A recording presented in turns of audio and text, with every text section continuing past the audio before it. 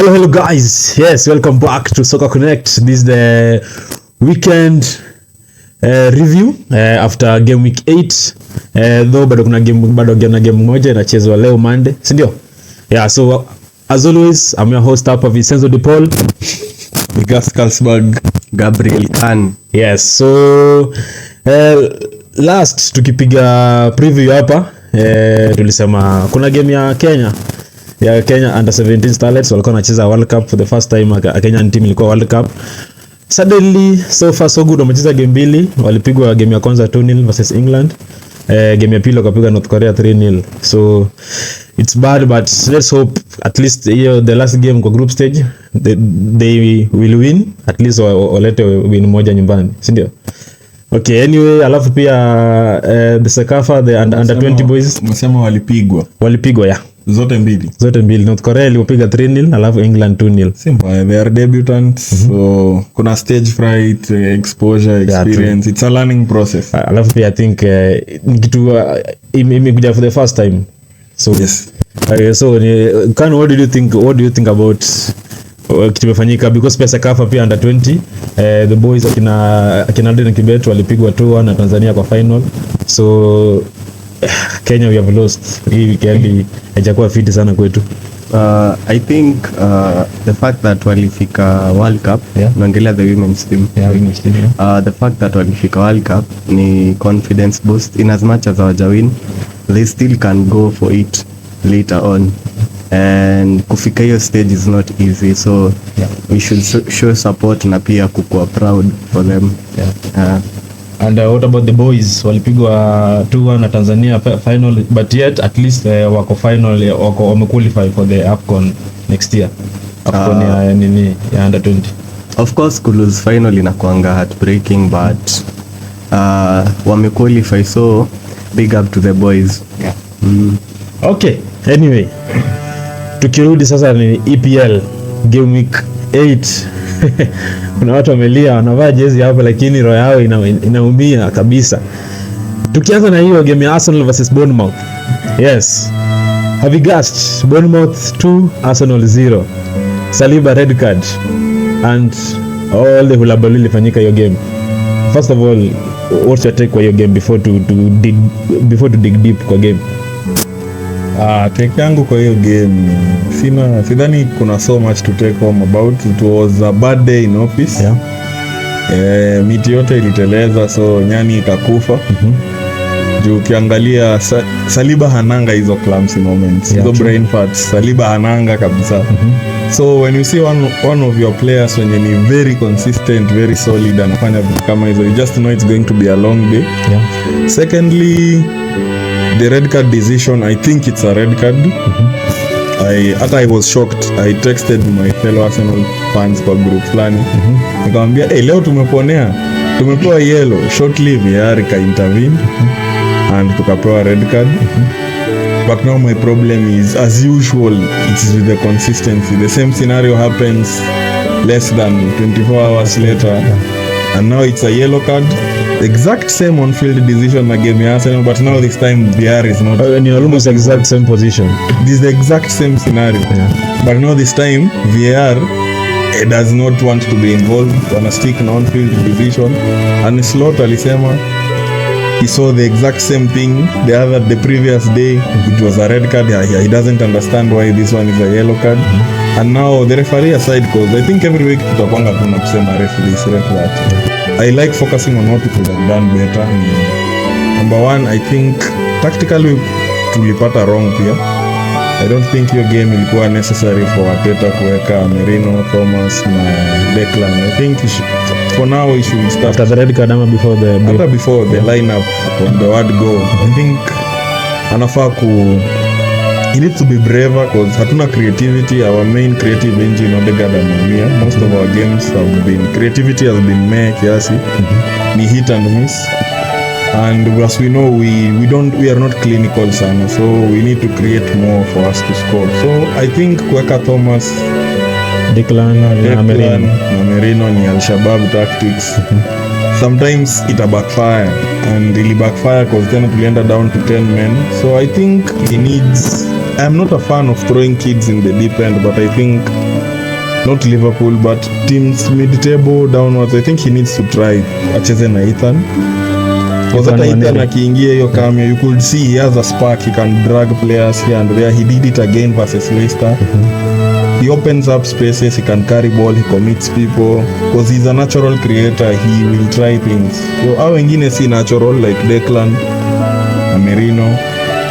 They as in first action yao si kwenda mbele. Yeah, it is first securing the ball and then wafikirie kwenda mbele.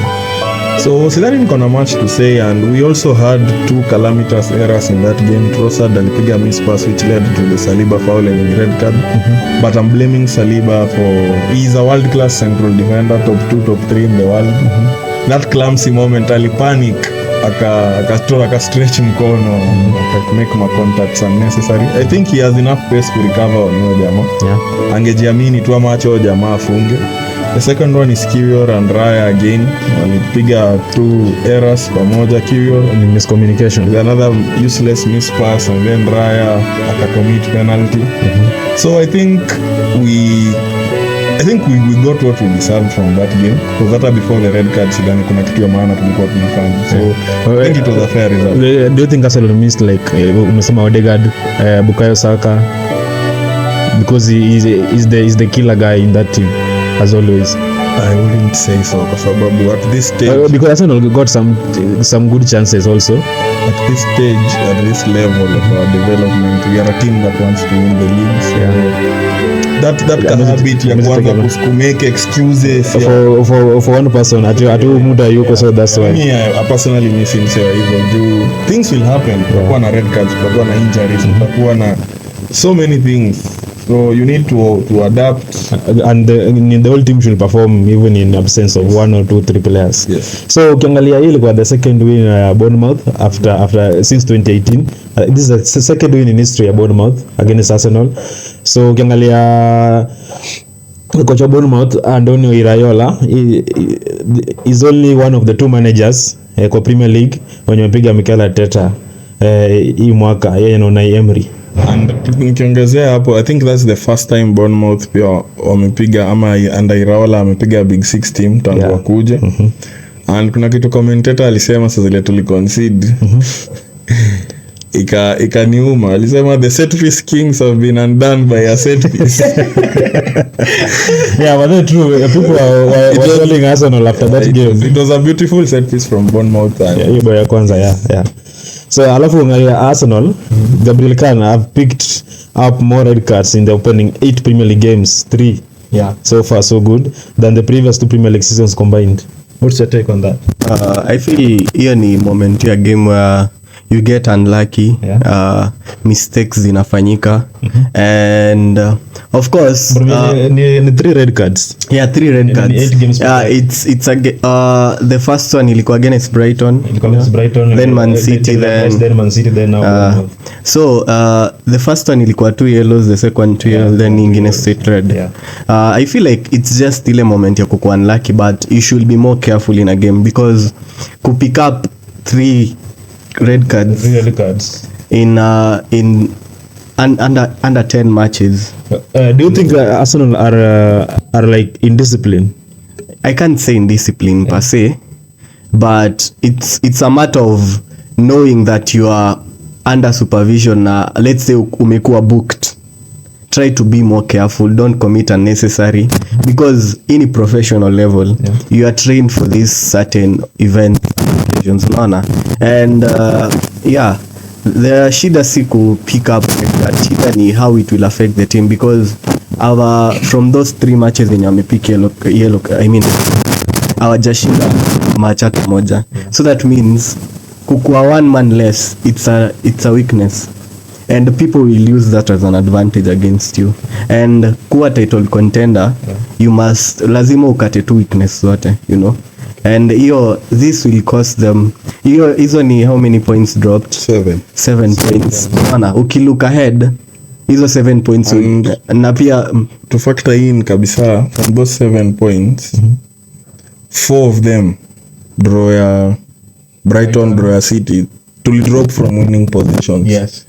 So 4 points thrown away kabisa kutaka from winning position. Amlishindwa ligi na ngapi? Yeah, so we move season, exactly. Points mbili. Yeah. Niko na conspiracy theory hapa but nikiongezea hapo kwa red card.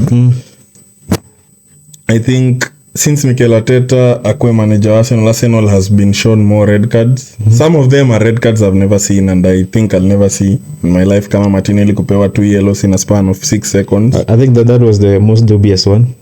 As in many of them, hata hizi zenye tumepewa ya Declan Rice na Trossard, I've not seen any other team get a second yellow for the things they did. Nani alikuwa anafaa kupewa yellow game ya Nottingham Forest, so Bosley. As in Arsenal, I don't want to say tunaonewa, but I don't. But for us as in rule inakuanga the moment inafanyikia nyinyi inarikaa tena hadi ile Rice ilirikaa tena the following day. Hakuna red card. But sir, I don't like complaining. So on the discipline issue ulisema ni mistake. Ingekuwa ni 1 ningeita mistake, but 3 red cards in 8 games. I think that's a discipline issue. And Arsenal inachezanga FA na jezi ya white ya no more red. Arsenal inachezanga FA na jezi ya white ya no more red ku stop sijui knife crime na nini na bloodshed huko London. I think we need to start playing with no more red now for ourselves. We need to start playing with that white kit. Kwa sababu we also need to remind ourselves ya no more red. Yeah, but it's a discipline issue and pia part of it is refereeing. What I don't want to call it kuonewa because si kuonewa. I just think those referees are incompetent. And if you know you are officiated like that, we need to take more care. We need to know tuna officiate wanga hivyo like makosa yetu wenye some other teams can get away with it, sisi tunapigwanga the highest penalty. So sina iko tu sawa, we bounce back Shakhtar. So William Saliba will only miss the game against Liverpool because haikuwa violent conduct. To those people who are thinking that itakuwa 3 games, no, it's only 1 game because it wasn't a violent conduct. So it was just a tactical foul na ilikuwa last man and a red card. So Arsenal will be playing Shakhtar Donetsk in Champions League next game, sindio? I think maybe they will bounce back. So going to the next fixture, ilikuwa the biggest fixture ni kwa Premier League this weekend. Liverpool versus Chelsea. Yeah. Another drama kwa hii game. The penalty ilipeanwa ikatolewa and Chelsea pia are complaining the penalty, the first penalty that was given wasn't much, that penalty. What do you think, Havigast? The first one? Yeah, the first one yenye Colwell alifaulisha. I think I've seen way softer pens being given kwa hii league, and that one is a penalty. In this era ya VAR na sijui nini, that one is a penalty. And then England kuna ujinga ya referee akipeana hiyo clear and obvious error. So I think that one is a penalty. Yes. Okay, so Mo Salah goal against Chelsea makes him the most joint 9th highest Premier League scorers in history. So Mo Salah amefika goals hapo 162, ame equal Jermaine Defoe. So ametie hapo number 9. He's only behind only 8 players peke yake. What do you think? Do you think atafikia the likes of Alan Shearer? It's no surprise Mo Salah ana score goals and provide assist. I feel like ako mali anafaa kukua and he can do better and he can end up being one of the greatest players in England history. And nafurahia what he's doing at Liverpool at his age. Unaona, and the impact he has on the game and the impact alikuwa nayo in the game against Chelsea. So I won't be surprised juu ba yake iko high na anafanya vitu kila mtu ana expect. So in short, Salah is a big game player. He's an all-rounder. Liverpool have now won their last 36 Premier League games at Anfield when they have scored fast and are unbeaten in their last 144 Premier League games when leading at halftime. So wako na record mzuri at Anfield. Nimekumbuka ulisema Salah create, uliona pass yenye alipiga? Hiyo by Curtis Jones. Yes, that one is a KDB pass. That one is a KDB ball.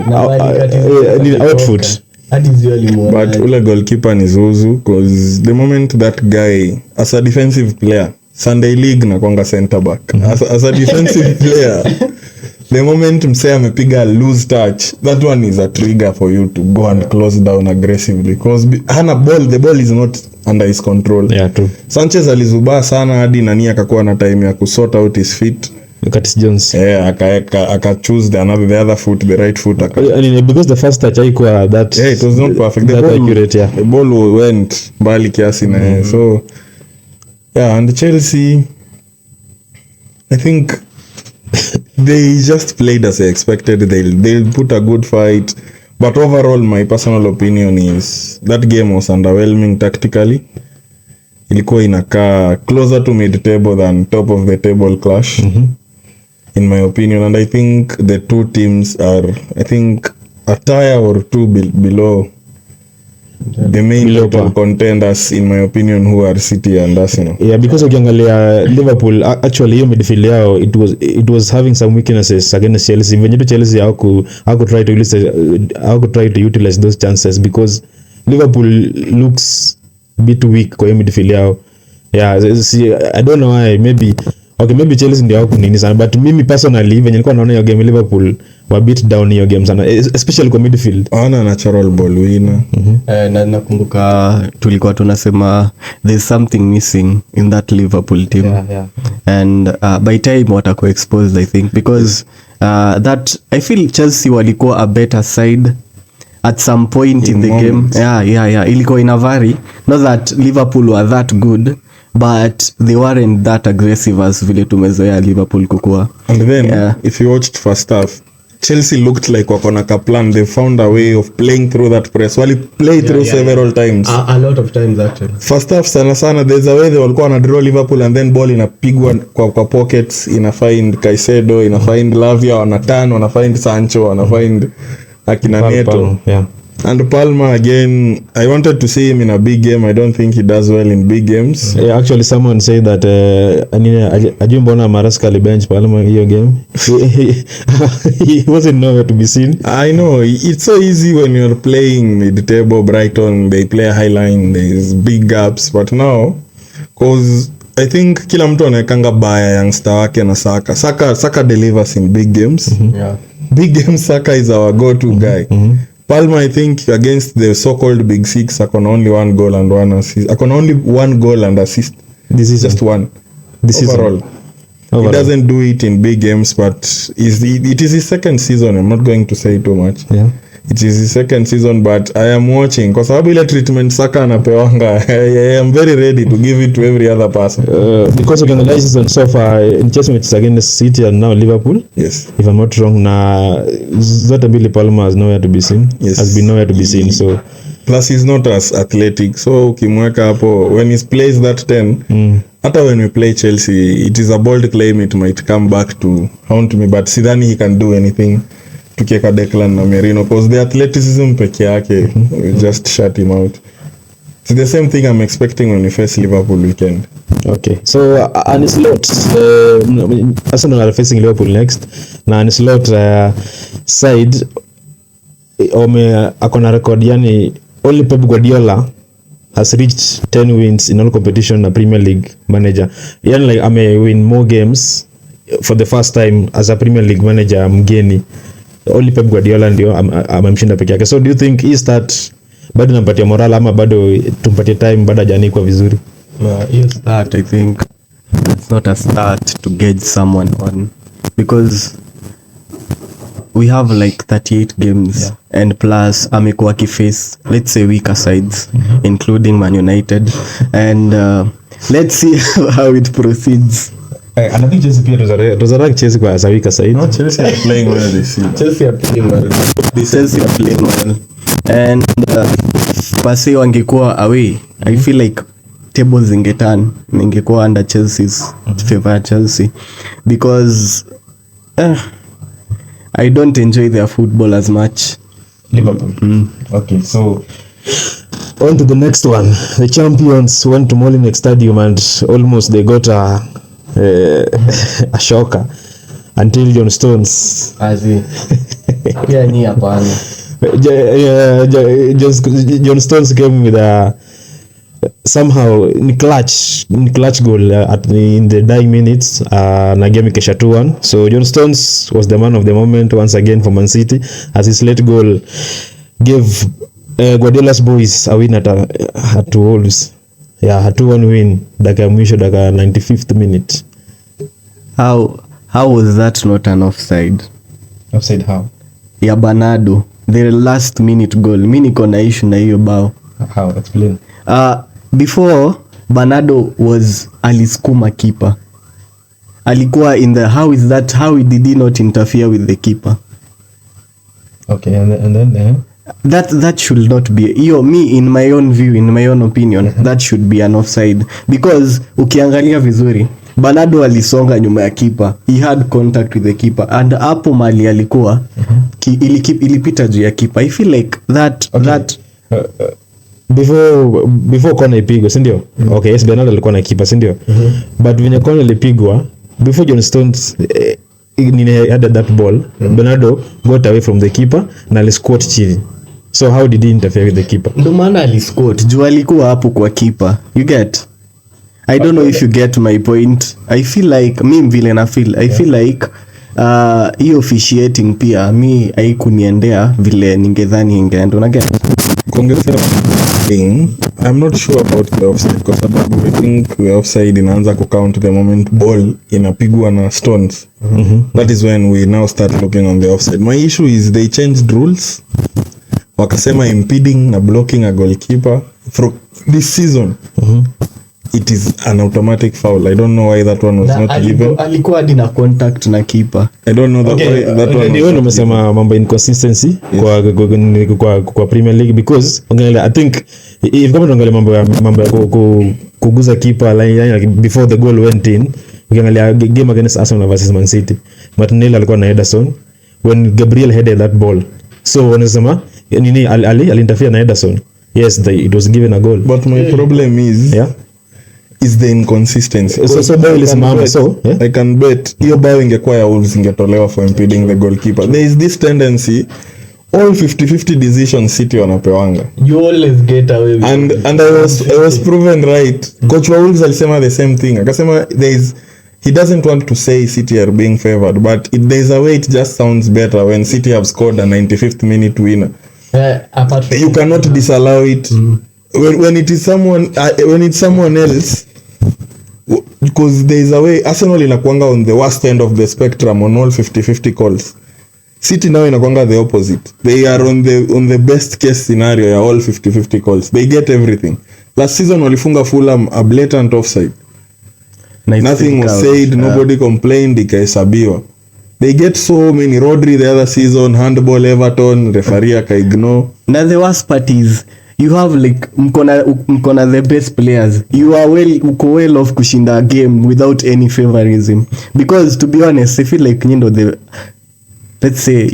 the best team in the world. I don't feel like mnanidizi ma favorism ndogo hapa na pale. I think those referees they tend to favor. I see hata some games they tend to favor the bigger side. Sometimes tunaweza kuwa tuna play a mid-table ama relegation team. They give the big team the benefit of the doubt most times. And so it's not only Man City. But your City. Because something pia naona La Liga pia people are complaining about Real Madrid. Real Madrid are being favored. Real Madrid inakuwa too obvious. Daily. Yes, got to a point. It's not to see. About the comparison, yeah? Anfield. Doku alipiga nani teke ya kifua ndani ya box. Okay. That was a blatant penalty. Okay, ni sawa. It was not given. Something always favoring them. Something against Liverpool last season, ndio. A goal was disallowed. Ati Akanji didn't even interfere with mna lead. Normally win game. It was inconsequential. No, to win. We drew. It was inconsequential. We drew. Hata mliwin the league. Yeah, simply because but on a like Arsenal walifungwa bao mtu akasahau kuchora line ya offside. That can never happen to City. As in standard procedure ya VAR, ni all goals should be checked for offside. The only time mtu alisahau ni Arsenal. The only time mtu anapigwa red card within 6 seconds ni Arsenal. The only time mtu anapigwa red card with second yellow card for sijui nini. Cause why is it never City hawakwangi on that receiving end ya hizo bad decisions? They are enough times they are not. Sasa nyinyi mnapata ile normal enye kila mtu anapata. These referees are shit. Kila mtu atapata ni chama. Kuna hiyo moja mbili enye kila mtu atapata. Sasa nyinyi mnapata hiyo. Game ya Bournemouth before Saliba pewa red niliona ni kamera ilimulika Howard Webb akafanya hivi ikasemekana Howard Webb nalioda nini alioda nani hapa conspiracy theory. Walisema waliconfirm he can only hear whatever they are saying but he can't nini sasa yeye benye alisikia ukiongea akasikia jamaa anasema nini akaekelea live bet so liberate card. So Man City were unbeaten in 31 games. This is another record ya Pep Guardiola. The last record alika 2018 ya 30 games. So saya amevunja his own record ya so ameweka 31. Anyway, Wolves, for the first time ever, Wolves have lost their first 4 home league matches in a single season. Wolves 2, Chelsea 6. Against Newcastle 2-1, against Liverpool 2-1, and against City 2-1. Kwa wamekuwa na run ngumu, so we can forgive them. But this is Premier League. I know, but that everybody's in there for a win. Wolves is number 15, 16, 13, 12 huko. So ukiwapatia Chelsea, Man City, Liverpool, Newcastle. I don't expect them to beat Liverpool and City. And then now Newcastle is a hit and miss. They can beat them, they cannot, which they didn't beat them. And then walipata Chelsea ikiwa imewaka. Madueke akafunga bao zake zote za season hiyo siku. Akamalizana. Squeeze ajui post kwa. Anyway, I have a very, I don't know. But this season every time I watch City, they just feel like on a half and puff sana. There is this huffing and puffing. It's still too early, but I don't want to talk too soon. Anyway, my team is also not doing anything to capitalize. So nitaongea later on that huffing and puffing. Ni sawa. Have you guessed Spurs 4, West Ham 1? Spurs 4, West Ham 1. Yeah. Your boy Kudus. I'll slap what That's so stupid. Arsenal should sign him. Anyone who slaps Spurs players for fun should be signed and should play for us. Slap Spurs players bana. They deserve it. But anyway, on an analytical point, that was stupid. And I think the next game ni El Sakiko. West Ham versus Manchester United, although Ten Hag may scam a few results. Ten Hag Defense Forces tuko safe for a while. But your game, I think United will beat them because West Ham can't defend. So and West Ham are so poor. They are so poor, even attacking, defensive. And I don't know shida yao. Kuna mtu alisema West Ham wanaweza nunua hata Haaland kesho. Na bado Antonio will find his way back into the starting 11. They buy so many strikers. Na Antonio bado anacheza. Amekuwa undroppable, sijui how. But anyway, I think that one is, I think itaenda tu venye nilikuwa na expected that Tottenham win. And wali win, but I didn't see a 4-1. 4-1 ni mingi sana. For watu wenye wanakaa ni kama wana fight for their lives, letting in 4 goals tena, it's too easy. This is the fourth time this season yenye Kudus amefunga for the first time na wame lose. Yani each and every game yenye Kudus amefunga they lose. This season. Yeah, West Ham. So against City alifunga kalusa. Hiyo game Spurs alifunga kalusa. The other game alifunga kalusa. Hizo vitu zinakuanga scary. Jadi me I thought at some point Hoyland akifunga tuna lose. Zinakuanga scary sana. Talking of Hoyland scored the win against Brentford.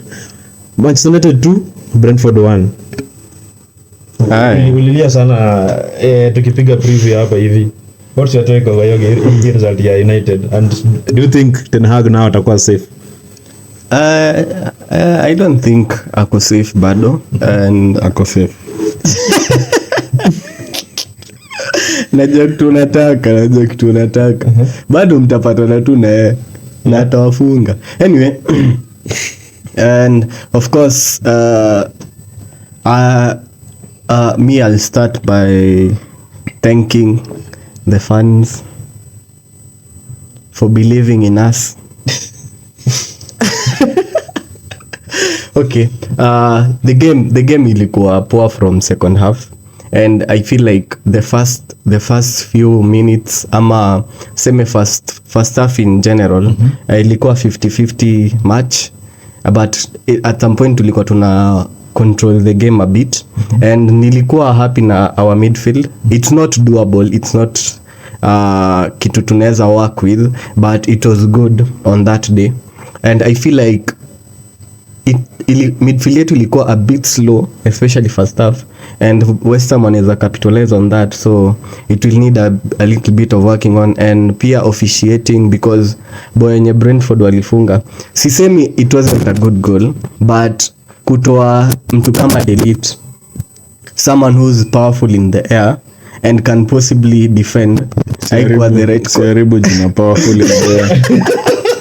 Kama tu is good. Okay, hapo kwa hiyo goal Brentford, me I have a different view, because ukiangalia me I think that hiyo kitu ya referee is needed to be blamed, because nani anapata injury hiyo dakika ngapi?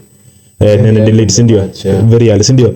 Now it's up to United medical team to make sure before jamaa rudi kwa hii pitch afai kuwa na anything ya damu, ama takirudi at least kuna kitu ya kusoak hiyo damu.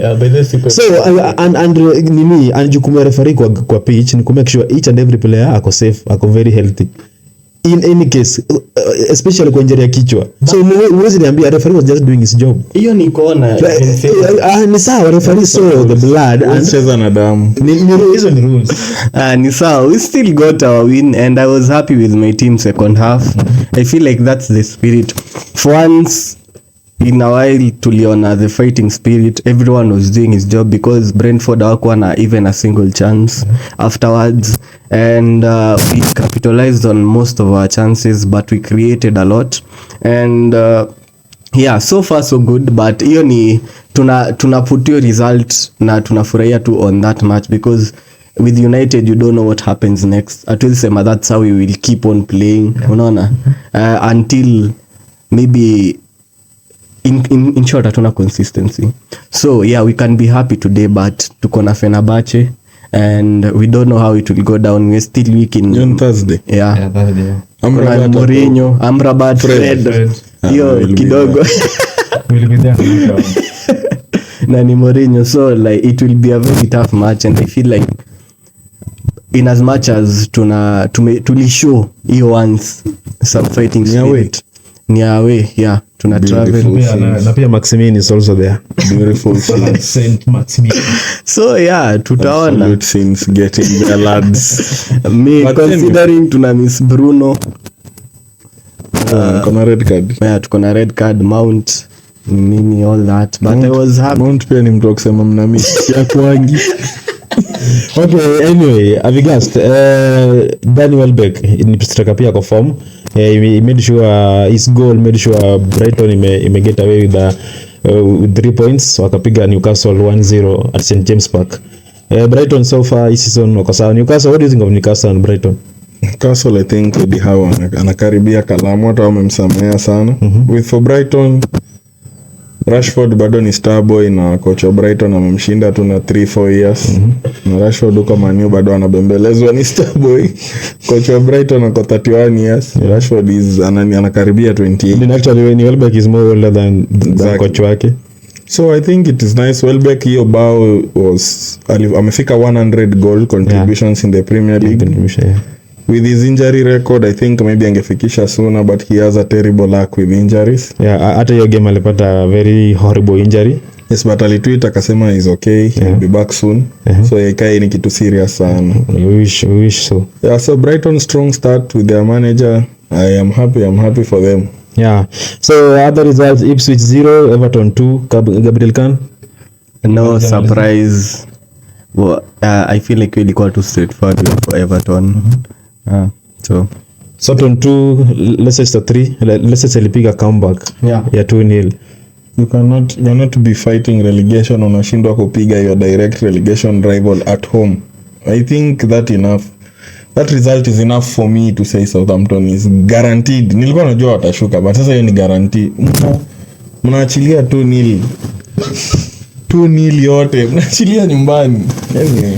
I think ile kitu tulisema against Ipswich pia niliona they can't hiyo kufungwa sana, alafu wakipata a good defensive side hawezi funga, and yet wao wana concede.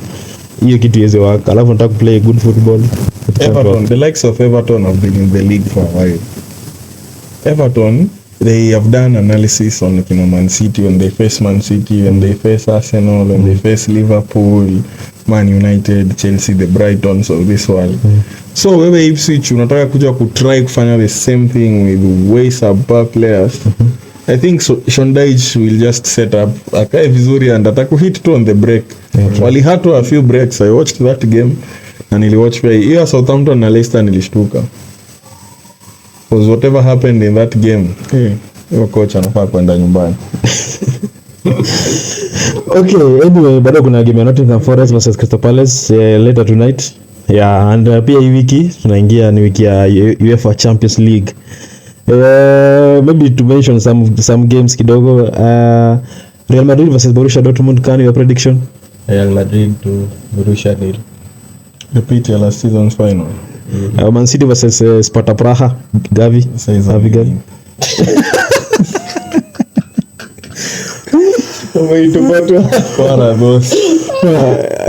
Okay, anyway, lakini you never know, this is Champions League. Kuna surprise. Kuna zingine kunanga surprises hata kwanza Haaland bila ya kwanja. Haaland ndio amefunga game 3 ni dry spell. Dry spell. Bado so far. Anasema ni game 4 hajafunga. Ni sisi game ya Arsenal. Na mnampatia chakula nyumbani. Arsenal versus Shakhtar Donetsk at Emirates. Arsenal, of course, home advantage and a good football. Yeah. Leipzig versus Liverpool. I think that will be a good game, but I think I'll watch that game. Iko Wednesday or Tuesday? Iko Wednesday. I think I'll watch that game. I want to scout my boy Benjamin Sesko. Yeah. You know how he does against Van Dijk and Konate. Okay. But I think Liverpool might just have a little bit more, watashinda katika 2-1 ama 3-1. Now big game ya hii Champions League sasa. Bado Barcelona anacheza Camp Nou bado? No, wako na Castellano. Yeah, Barcelona versus Bayern Munich. I think hiyo ni ngumu kucall because Bayern are good but they are not that. I think ile Bayern efficient na ruthless ilienda tu. Alafu nao ile Bayern ilikuwa ruthless, ilikuwa na Hansi Flick. Yes. Now Hansi Flick ako Barcelona. Barcelona have been scoring for fun, so it will be a good game. I'll also try and watch that game. Pia iko Wednesday. I will watch that game. Hey, that's Barcelona Bayern. Hiyo ni game poa sana, and yeah, Barcelona have been doing a good job, and Bayern pia they are playing good football. We can't degrade them. We never have. So hapo like to make prediction itakuwa ngumu sana, so we'll just have to wait and see. I think Barcelona might do a 5-0 against Bayern Munich. But najua itakuwa high scoring. Yeah. 3-3, 3-2, 4-3. I think Barcelona might humiliate Bayern Munich. I don't think they have the minerals, but I will wait and see. Tutakuwa tu hapa next year. The last wakina Gavi, Pedro wamerudi, at least injury nini zao zimeisha. Hivi ndio mliniambia Brentford watapiga Man U 3-0. Okay, thank you guys. This was our review ya game week 8 and also preview ya Champions League. All in all, we thank you very much for watching. Continue watching, continue subscribing, share with your friends, share with your boyfriends, share with your girlfriends, with your families, aunties, uncles, anybody, anywhere. Soccer Connect, where the game comes alive.